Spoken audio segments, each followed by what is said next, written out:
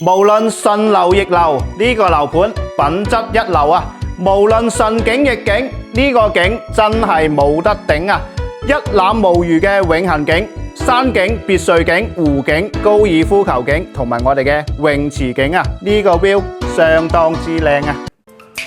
今日嚟到有小香港之稱嘅三鄉，介紹一個高品質嘅樓盤啊，鎮景峰啊，可以睇到整個樓盤相當之靚啊。樓下呢就係我哋嘅別墅區啦，呢邊嘅別墅呢300零萬呢就可以擁有一套啦。咁今期呢我哋係介紹呢邊嘅洋房單位啊，可以睇到整個屋苑嘅園林綠化啦，同埋樓嘅外立面啦，相當之高端大氣啊。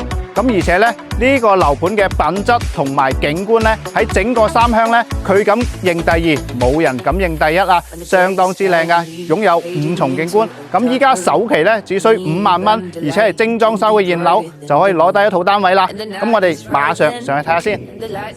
如果你對品質有追求嘅話咧，呢個戶型咧就千祈唔好錯過啦！134平方，超大嘅客廳，而且做到南北通透雙陽台嘅設計。剛才同你介紹嘅5重景觀啊，呢個景咧十分之震撼啊！嗱，而且咧我哋兩邊陽台都係可以睇到山景噶。咁呢邊咧仲做埋我哋嘅開放式嘅廚房。咁嚟到小陽台啦，可以見到樓下咧就係我哋嘅別墅區啦。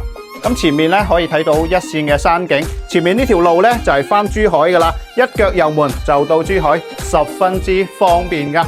咁134係做到4間房噶，十分之實用，而且我哋係精裝修嘅現樓，馬上咧就可以收樓啦。每間房都可以睇到山景噶。